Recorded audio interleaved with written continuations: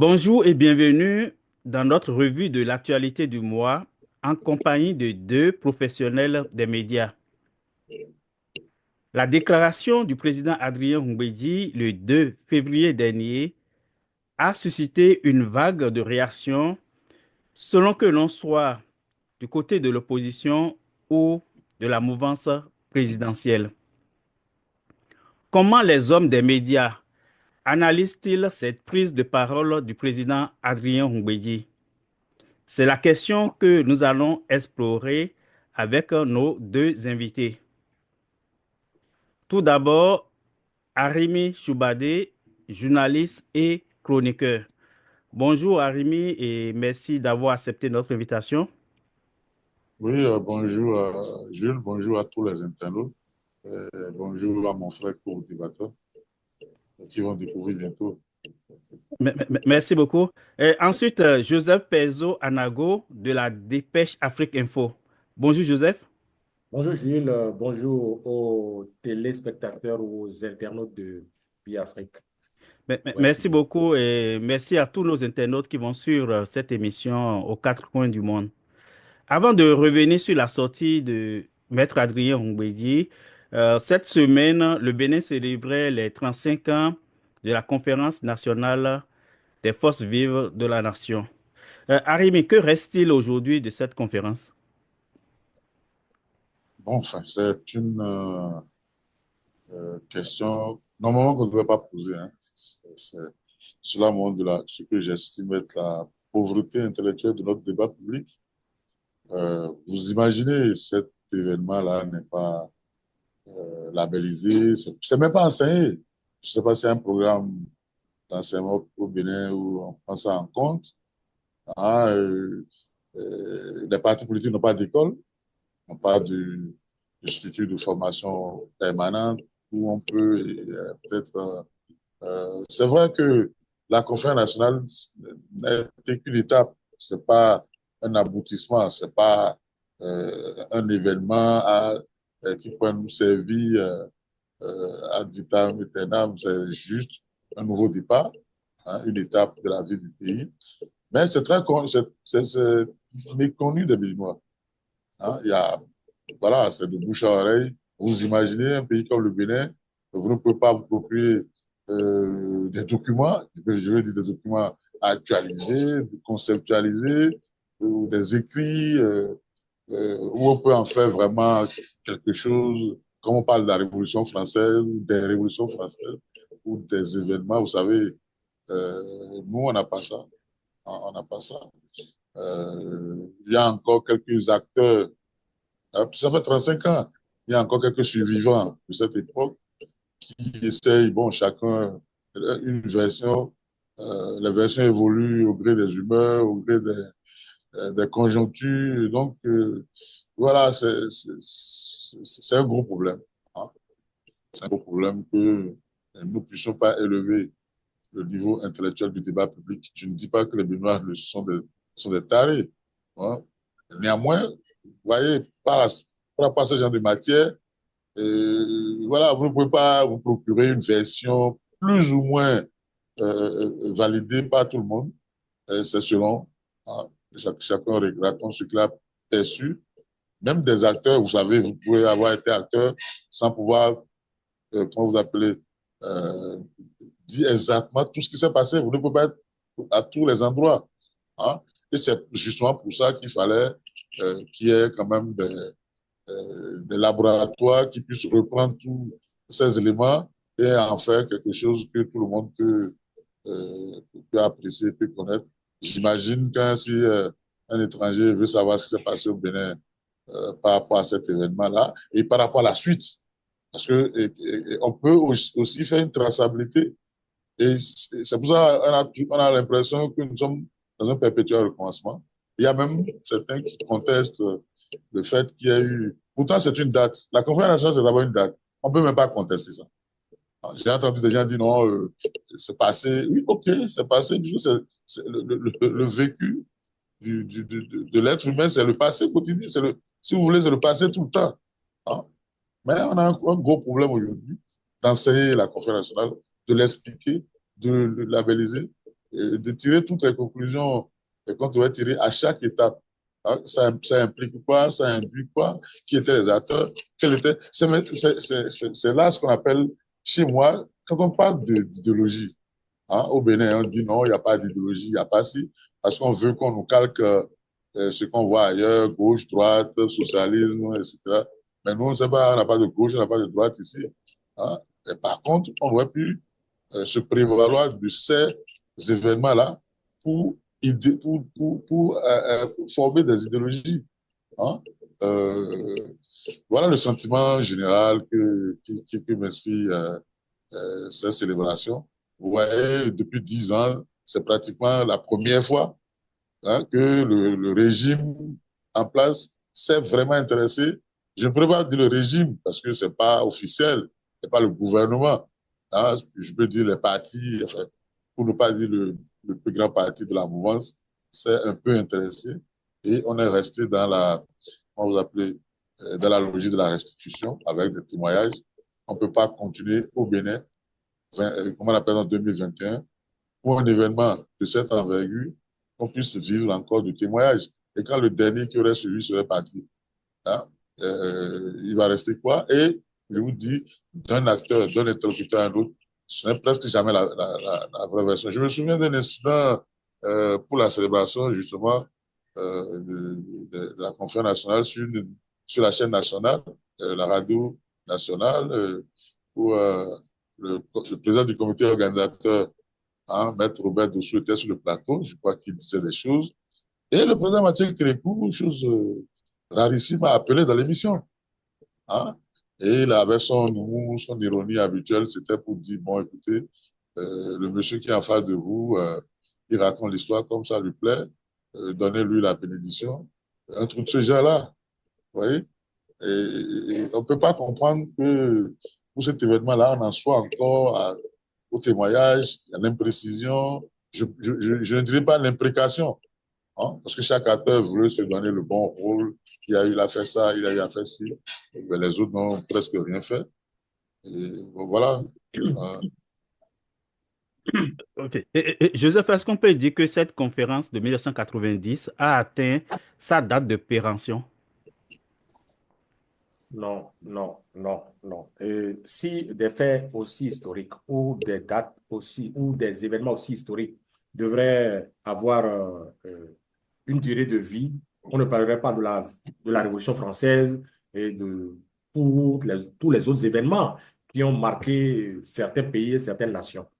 Je pense que pour ce qui nous concerne, c'est vrai, bon, je dirais que c'est beaucoup plus dès 2016 que moi, personnellement, j'ai commencé par sentir qu'il y a une propension à effacer toutes les traces de l'histoire contemporaine du Bénin. Bon, on peut m'en vouloir si je reste dans ce cadre précis. Mais bien avant cela, c'est vrai, on n'avait pas pour autant perdu la mémoire, je ne constatais pas cette propension à effacer les traces de l'histoire. Non. Mais c'est après 2016. Et moi, je puis dire que c'est dû au régime en place. Et cela m'engage. Parce qu'il y a beaucoup d'actes qui corroborent mon analyse. Et parce qu'on se rend compte aujourd'hui que de plus en plus, tout ce qui avait existé avant 2016, c'est qu'il faut tout faire pour que ça n'ait pas du tout existé. C'est-à-dire que tout parte, qu'il n'y ait plus de traces. Et ça se manifeste tous les jours que nous vivons. Donc, pour en venir à votre question, je dis non, on ne peut pas effacer, on ne peut même pas considérer que la conférence nationale des forces vives de la nation de 90, après 35 ans, est à terme et que sa date de péremption est arrivée. Non. Les hommes, comme l'a dit tout à l'heure mon prédécesseur, Harim Soubadé, il revient aux hommes qui animent le quotidien de pérenniser notre histoire, de pérenniser nos acquis. C'est une réalité parce qu'il ne faut pas l'oublier. C'est à partir de l'exemple du Bénin que beaucoup de pays nous ont emboîté le pas. Mais nous, on avait une telle réussite qu'on devrait aujourd'hui s'en enorgueillir et dire, bon voilà, c'est le musée de ci, c'est le musée de ça. Et à propos de musée, je peux à raison, par exemple, indiquer l'hôtel PLM Alejo, et on sait ce que c'est devenu par la suite. Alors que ce n'était pas un bâtiment, une bâtisse qui était en décrépitude véritablement. Il suffisait d'un clic de main pour que tout soit restauré. Il y a eu des vestiges dans d'autres pays et dans d'autres endroits. Il y a eu des bâtiments de 100 ans, de 150 ans qui ont été restaurés et qui aujourd'hui marquent l'histoire de certaines nations. Donc, mais à dessein, on a laissé pourrir et puis on a rasé tout ça. On veut même raser l'histoire qui est liée à la conférence des forces vives de la nation. Au point où, finalement, lorsque Harimi parlait tout à l'heure de il n'y a pas de manuel d'histoire, ben, si sur 10 ans, c'est vrai, avant 10 ans, les autres n'en ont pas fait assez, je suis d'accord, mais si sur 10 ans, on a plutôt noté une action qui allait dans le sens de désagréger, de détricoter, il y a eu des gens qui sont montés au créneau, certaines personnalités de la mouvance, pour même dire que la conférence nationale a été la pire des choses qui puissent arriver à ce pays. Certains l'ont dit, et avec force argument l'ont soutenu. Donc, je dis, c'est un héritage démocratique aujourd'hui qui est à l'épreuve du temps, malmené, selon que, bon, ben, on est un peu nostalgique, selon qu'on est proche de la mouvance.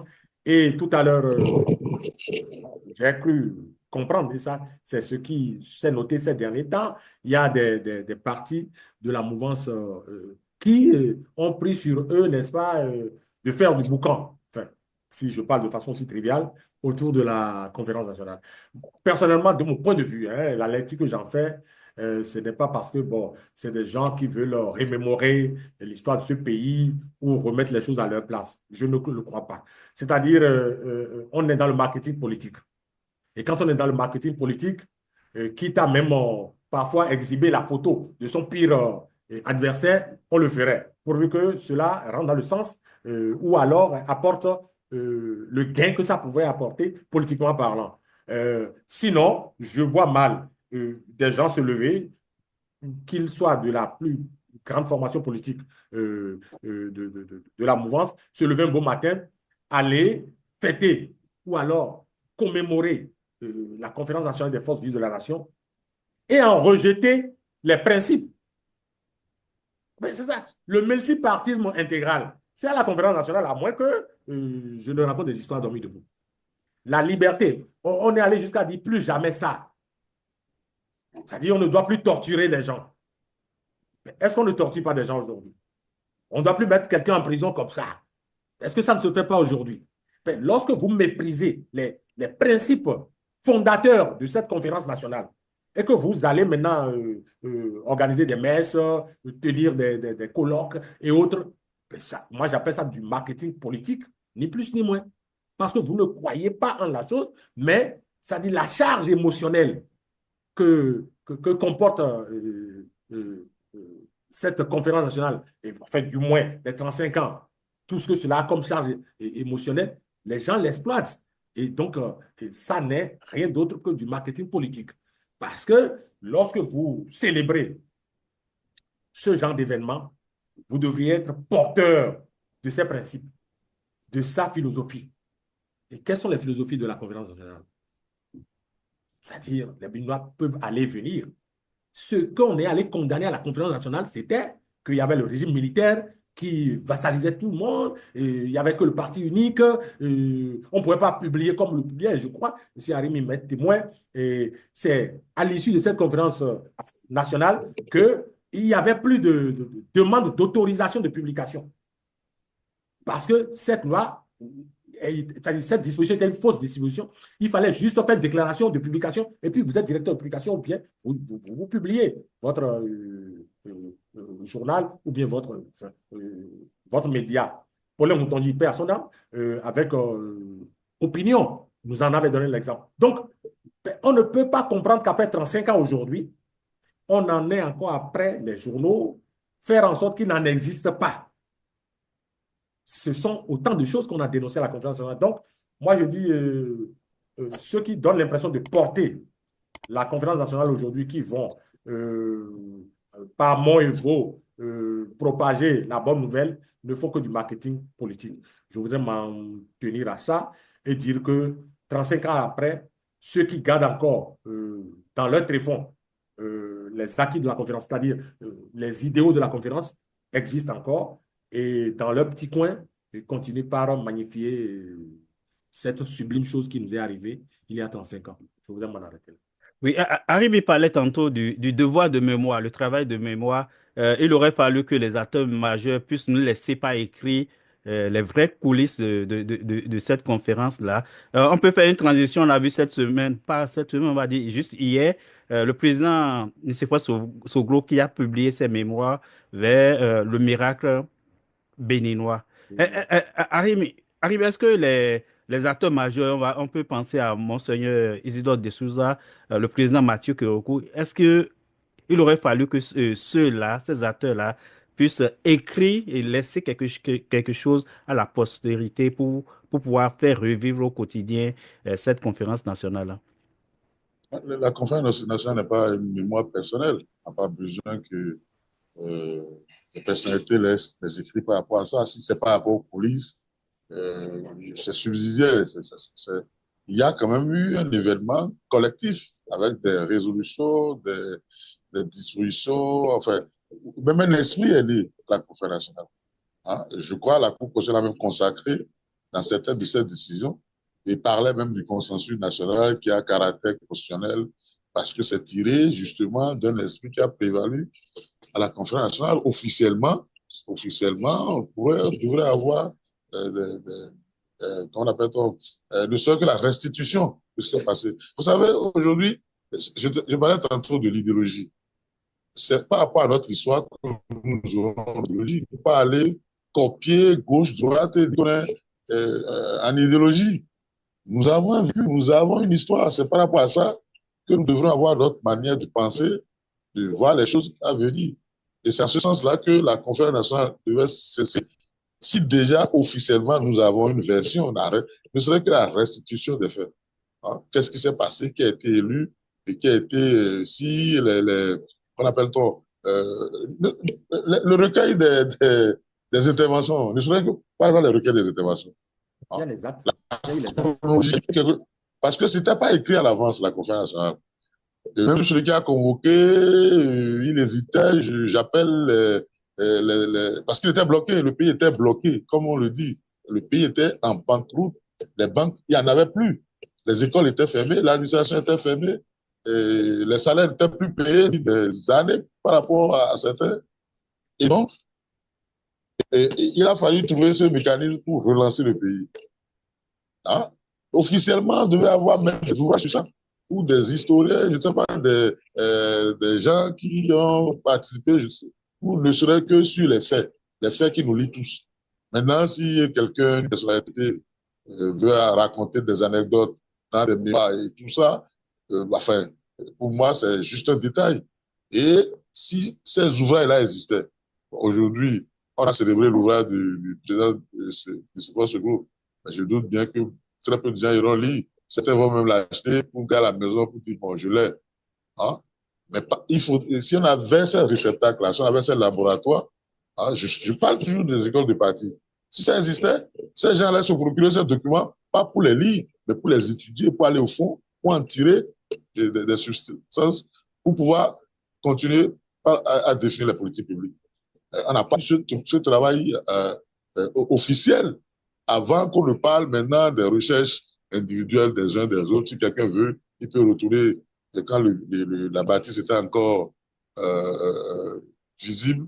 Chacun peut retourner là-bas pour dire oui, dans tel couloir, telle personne venait apprenter régulièrement, soit pour allumer sa cigarette, soit pour appeler, je ne sais pas. Mais il y en a quelque chose qui nous lie tous. Hein? Nous sommes trois ici. Et je crains que ça me donne une feuille pour dire chacun n'a qu'à faire une dissertation sur la conférence nationale, ne serait-ce que par rapport aux faits, c'est pas évident qu'on puisse retrouver les mêmes réflexes chez nous tous, parce que autant que nous sommes, nous avons eu des bribes et passes par ainsi de perceptions. Moi, par exemple, je crois, en classe de première ou de terminale, hein, je sais plus, et c'était pas la radio nationale, hein, ORTB qu'on écoutait, mais c'était en direct. Je n'ai pas compris pourquoi on nous a pas fait, par exemple, la transcription journée par journée de ces débats-là, par exemple. Hein? Même les bonnes choses qui ont été dites, les mauvaises choses qui ont été dites, les polémiques et tout ça. Chacun avait son souvenir. Hein? Chacun avait ce qu'il a gardé, de ce qu'il a suivi. Vous voyez, nous sommes dans le témoignage, dans l'oralité, ou un événement aussi important. Hein? C'est un désastre intellectuel.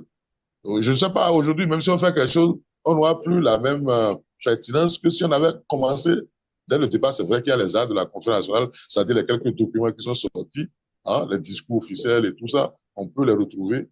Je ne sais même plus si beaucoup de Béninois gardent ce document qu'on a appelé les actes. Je crois que c'était l'ONU qui avait édité ça. Bon, je ne sais pas ce que c'est devenu, mais en principe, ça devrait être un travail officiel. C'est le gouvernement. On devait entendre la voix officielle du Bénin par rapport à cet événement. Si quelqu'un vient au Bénin et dit qu'est-ce qui s'est passé dans les moindres détails, on devait pouvoir, ou alors on appelle, je ne sais pas si on peut aller aujourd'hui à l'ORTV et retrouver les enregistrements de ces événements-là qui ont été diffusés en direct à la télévision, je dis à la radio. La télévision faisait chaque soir un récapitulatif, hein, mais c'était largement diffusé à l'époque. Vous voyez, donc on ne peut pas dire par rapport aux participants qui n'ont pas écrit leur mémoire, pour ça, je vous dis, les Béninois, ils ne lisent pas. Hein, et ailleurs aussi, c'est la même chose. Mais par contre, il y a ces petits laboratoires-là, que sont on appelle, normalement, tous les acteurs de la vie publique doivent être régulièrement formés. Hein, les syndicats, je ne parlais pas du personnel politique, hein, la société civile, etc. Ça devrait être des professionnels de la prise de parole en public, hein, et qui devraient être formés. Donc, on doit les former à ces instruments-là. On devait suffisamment, chaque Béninois, si on lui dit conférence nationale, il doit pouvoir être en mesure de dire des choses que son prochain doit valider et que tout le monde devait être d'accord sur ça. Au lieu de dire, oui, bon, moi, j'avais entendu le ministre, comment l'appelle-t-on, Azenrod dit ceci, l'autre doit dire, j'ai entendu tel autre ministre dit ça, mais nous n'avons pas quelque chose sur lequel tous, nous pouvons nous entendre dire, ceci a été fait pendant la conférence nationale. Et vous prenez par exemple les grandes démocraties. Vous ne pouvez pas me dire que la démocratie est perçue de la même façon en France qu'en Grande-Bretagne ou en Allemagne ou aux États-Unis. C'est vrai qu'il y a le tronc commun du respect de la personne humaine, des droits de l'homme, de la liberté. Il y a ce tronc sur lequel on ne transige pas. Mais sur la manière même, hein, de concevoir la politique publique, et c'est pas la même chose. Nous, on devrait se baser sur ces genres d'éléments pour définir également notre approche de la vie publique. Bon, maintenant, on est là, on ne sait même plus où est la réponse. J'ai entendu le professeur Albert Théoué, au soir de sa vie, parler de repères. Hein? Moi, j'étais triste. D'abord, en principe, lui devait nous mettre le doigt sur les repères. On n'avait plus besoin de chercher à construire aujourd'hui. Hein? Lui, il a été ministre du premier gouvernement post-indépendance. Après l'indépendance. Après l'indépendance, il était ministre, il était membre de ce gouvernement-là, 1960. Et au soir de sa vie, il se demandait, enfin, il déplorait l'absence de repères. Parce que nous n'avons pas construit le repères, nous n'avons pas construit la nation. Nous n'avons pas, c'est comme la conférence nationale, je vais vous donner un petit exemple par rapport aux médias.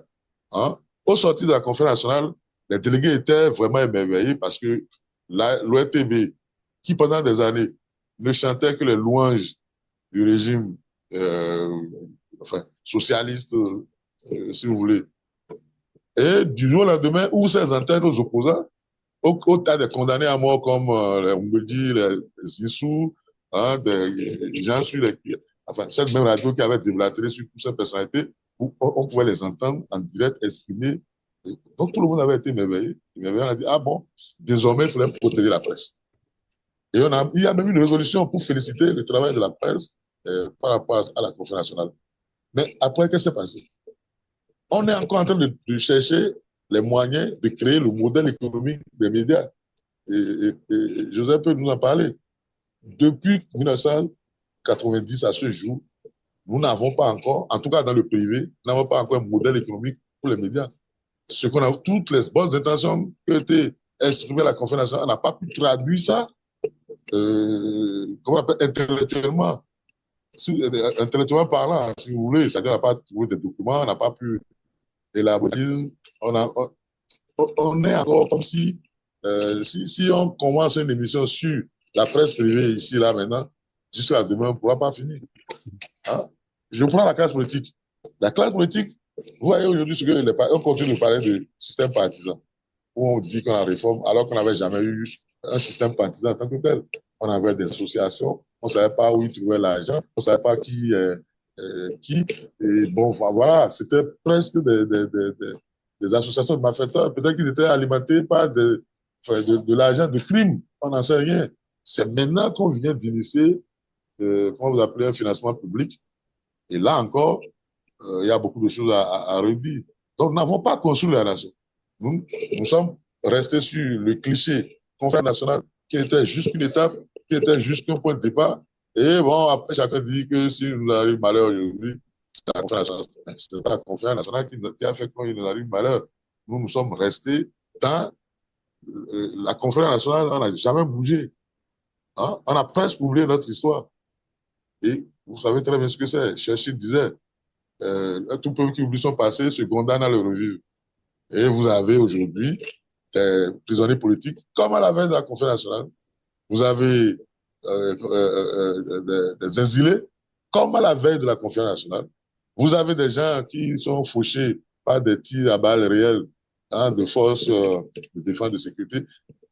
Sur le territoire béninois, ce n'est pas qu'on est allé en guerre contre notre État. Les Béninois qui se tuent avec des balles réelles sur le territoire national béninois. Comme à la veille de la conférence nationale. Alors, donc, je continue de dire, c'est un problème intellectuel. Nous n'avons pas d'organisation, pas une organisation sociale qui convienne à notre, quand même, à notre pays, avec les cadres que nous avons, chacun en sa matière, hein, dans des médecins qui sont connus au-delà même des frontières. Vous avez des architectes, des gens qui, ailleurs, sont sollicités, qui peuvent, mais quand ils viennent ici, ils ne sont plus intégrés dans une organisation sociale qui peut leur permettre de s'épanouir. Donc, c'est ce gros problème. Je ne sais pas si un jour on aura un narratif officiel de la conférence nationale avec des actes, avec les déclarations, avec tout ce qui s'est passé de façon officielle. Hein. Après, de parler maintenant des coulisses, hein, ça, on peut compter sur les quelques personnalités qui existent encore. Bon, sinon, moi, je ne peux pas dire que c'est une déception. C'est vrai que il y a un esprit d'impunité. Quand Kérékou disait, donnez-moi un autre gouvernement tout de suite, hein, mais ne me demandez pas de démission. Alors qu'il a incarné pendant 17 ans ce régime qui tuait les Béninois, qui faisait que certains Béninois sont à l'étranger, avec beaucoup de crimes économiques, beaucoup de crimes de sang. Hein, et après, on a appris qu'il y a eu une amnistie, il n'y a jamais de procès. Il est revenu au pouvoir pour faire 10 ans. Hein, c'est vrai qu'il y a ce relent impunité, hein, qui était, mais ce n'est pas la faute de la conférence nationale. On a lancé un esprit de consensus, de fraternité, de paix pour relancer le pays. Parce que s'il n'y avait pas la conférence nationale, je ne sais pas comment on allait régler le problème.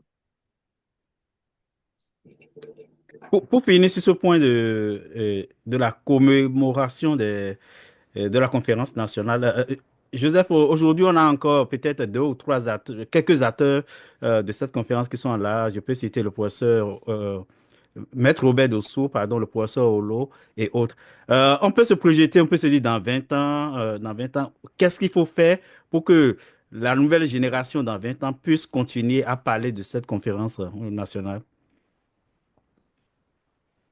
Ce qui, généralement, dans ces situations, peut être souhaité, c'est qu'il y ait des travaux scientifiques, qu'il y ait des colloques, qu'il y ait des rencontres d'envergure pour, n'est-ce pas, ressortir, dépoussiérer les actes de la conférence et faire mettre ensemble les témoignages projeter un certain nombre de perspectives qui pourraient, n'est-ce pas, inspirer les générations à venir. Bon, alors, par qui commencer, qui va l'initier? C'est vrai, moi je me dis que est-ce que l'environnement est propice véritablement à ce genre de réflexion? Je ne veux absoudre personne, mais je me dis, est-ce que l'environnement est propice à ce genre de réflexion? Euh, Déjà, quand on observe sur des sujets qui sont d'intérêt, depuis quelques moments au Bénin, des sujets qui sont logiquement d'intérêt, des scientifiques se retrouvent, invitent, parce qu'on ne peut pas aujourd'hui vouloir parler des reliques de la conférence nationale ou de tout ce qu'il y a eu et choisir quelques citoyens ou les prendre comme ça à la volée. Non, on devrait pouvoir inviter tous les autres. Mais vous voyez l'antagonisme qu'il y a aujourd'hui, c'est-à-dire il y a une sorte de fracture politique qui s'est accentuée au point où moi j'ai l'impression que, bon, pour les cas que moi j'ai connus, que ce soit au champ d'oiseaux ou à l'Institut, je ne sais pas quoi, où on demande aux intellectuels de venir, de tous bords naturellement de venir. Et déjà, certains trouvent que ça a un relan politique. D'autres disent, je ne veux pas m'y associer parce que on va y parler mal de mon chef. On va y parler mal de tel ou de tel. Il y a cette rétraction que moi je constate. Peut-être que je raconte des histoires à dormir debout, mais c'est ce qu'on constate aujourd'hui. Je me dis, est-ce que cet environnement se prête à ce genre de réflexion saine? Ou, comme on le voyait avant, on peut venir du bord A, du bord B et tout, et on se retrouve et on ne partage que ça en commun. La preuve, depuis quelques jours, certains ont choisi de parler de la conférence nationale. On prend un parti politique qui veut parler de la conférence nationale. Et vous voyez une autre partie du Bénin, enfin du moins de Béninois, de citoyens, qui trouvent, mais attendez, vous êtes mal placé pour parler de la conférence nationale, tout de même. Parce que ayant été gêné par le comportement de ces acteurs sur tel pan, l'environnement est vicié. J'en ai bien l'impression, j'en ai bien peur. Et est-ce que dans ce contexte, des scientifiques aujourd'hui, ou enfin des gens qui veulent vraiment réfléchir sur 1 ou 2 jours en ce qui concerne la conférence nationale et tout ce que cela comporte, est-ce que ceux-là auront assez de marge pour pouvoir travailler? Inviter tel, qu'il soit ministre ou pas, de venir donner son point de vue. Est-ce que ce parfum de politique à outrance ne va pas exhaler de ces notes ces initiatives? Enfin, moi, c'est mon appréhension. Je me dis, l'environnement est tellement vicieux aujourd'hui que je me demande par quel bout prendre. Il n'y a qu'à regarder ce qui se passe depuis près de 2 semaines où des gens veulent parler de la conférence nationale. Et puis ça ne prend pas, ça ne donne pas. Donc, c'est un peu moi, mon point de vue, hein. Je me dis, il faut revoir l'environnement. Si l'environnement est assaini, les Béninois peuvent se retrouver fraternellement et parler d'un sujet qui les concerne. Au moins, l'unanimité peut se faire par rapport à la conférence nationale. Ben, si d'autres s'acharnent à en détruire les bases, à dire même que ça ne vaut rien, on a prôné la paix à la conférence nationale. Et si quelqu'un se lève aujourd'hui pour dire je suis prêt à compromettre la paix pour le développement. Bon, alors dans ces conditions, vous voyez, on est un peu opposé. Hein, si certains arrivent avec leur calico, ils disent bon, nous on est pour la paix, on est pour le développement, et on voudrait que tout le monde soit libre pour parler et tout. Et que d'un autre côté, d'autres estiment que la liberté dont on parle là, la démocratie dont on parle là, ne sont pas compatibles avec le développement. Et ils le disent. Alors, je voudrais bien savoir quel est l'élément fédérateur par lequel on pourrait un jour se mettre à réfléchir et à tenir les mêmes propos, enfin, du moins le même langage sur cette question. Voilà ce que Oui, c'est mon interrogation. allô? Oui, oui, oui, c'était. euh, Oui, oui, par rapport à cette interrogation, mais c'est pas compliqué. On a l'exact qui a été posé dans la conférence nationale. durant, enfin, du 19 au 28, on a les prises de parole publiques, par exemple. On peut déjà avoir ça, on n'a pas besoin d'être d'un bord pour qu'on nous dise si l'ONTB est capable de nous produire. Je ne sais pas s'ils avaient installé sur les lieux un secrétariat, il y a eu un comité d'organisation. Hein? C'est vrai que la conférence n'a pas été écrite à l'avance. Les organisateurs eux-mêmes tablaient sur 3 jours de travaux, peut-être 4. On ouvrait le lundi, on clôturait le mercredi ou le jeudi. Mais c'est fait que au mercredi, on n'a même pas encore tranché la question de souveraineté. Parce que les gens se disaient, est-ce qu'on vient pour parler, pour partir, après d'autres vont venir faire ce qu'ils veulent, ou nous proclamons ici maintenant notre souveraineté et nous devenons, nous, ici, à la Confédération, la légitimité. Il y a eu ce débat-là, on peut les transcrire. Est-ce que ça existe déjà? Est-ce que ça existe? La première question. Si ça existe, est-ce que c'est à l'ONTB qu'on va retrouver? Est-ce le ministère qui avait été chargé de l'organisation, qui avait commis un secrétariat, à ces gens de rencontre, il y a souvent des secrétariats qui notent tout, je suppose. Est-ce qu'on peut retrouver ces notes-là? Est-ce qu'on peut aller à l'ONTB retrouver des enregistrements qu'on peut transcrire? On peut déjà s'entendre sur ça. Et à partir de là, maintenant, si on prend les éléments, ceux qui peut-être ont été à la base ou qui étaient impliqués peuvent venir faire des éclairages. Rien que des éclairages. Mais ils vont nous réinventer à chaque fois la conférence nationale. Je ne sais pas que l'année prochaine, on appelle Robert Dezou pour lui dire encore qu'est-ce qui s'est passé. Il y a un gros problème. Alors que nous avons été tous témoins de ce qui s'est passé. Mais nous n'avons pas pu avoir la matérialité de ces faits-là.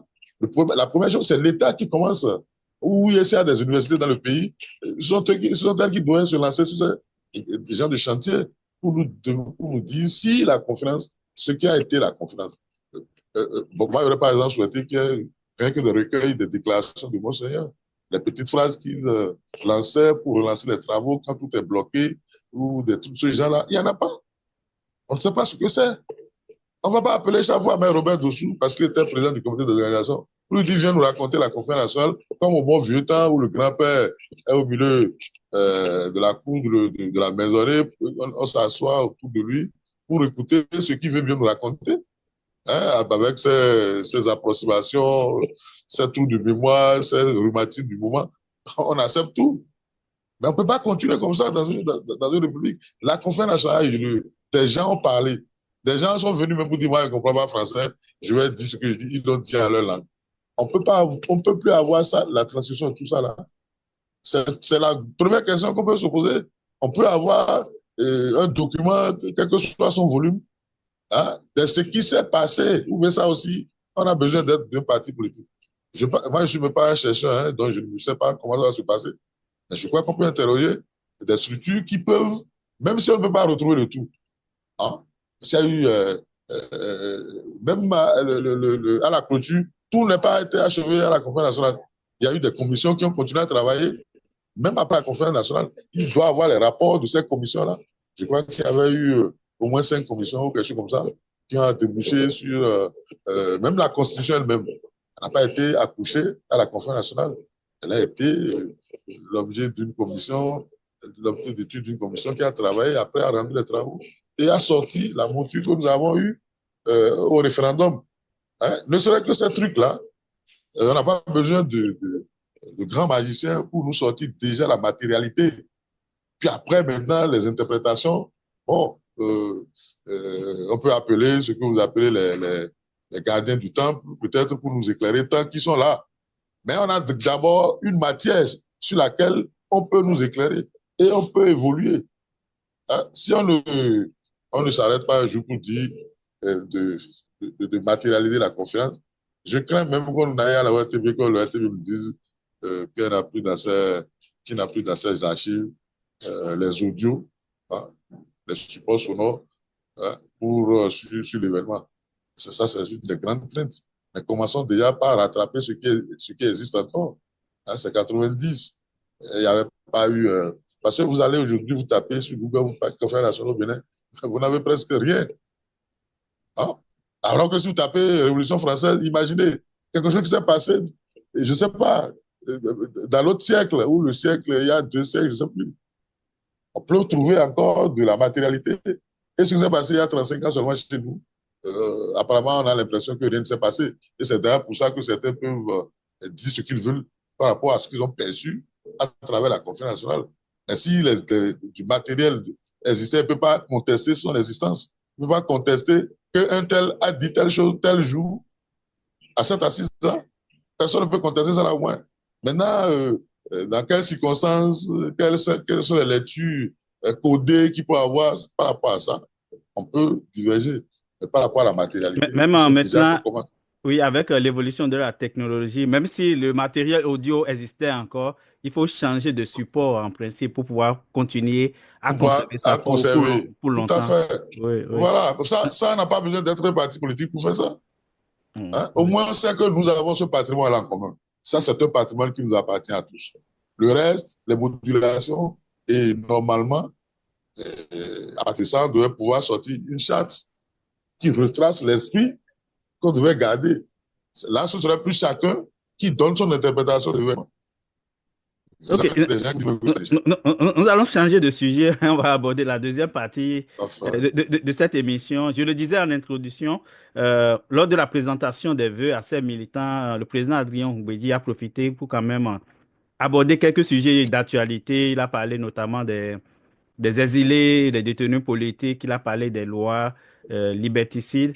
Euh, euh, Joseph, comment peut-on expliquer que cette sortie ait suscité autant de controverses alors que c'est des sujets, on va dire, d'intérêt, comme tu le disais tantôt? Merci. Évidemment, parce que ce sont des sujets d'intérêt, précisément, que ça a heurté des intérêts. Cela va de soi, hein? Bon, enfin, c'est la lecture que j'en fais. Ah oui, plus c'est des sujets d'intérêt, mieux des intérêts sont heurtés. Et là, moi, j'ai suivi cette sortie de Maître Adrien Mbedi et j'en ai retenu globalement quatre axes, si vous permettez. D'abord, il faut voir le contexte.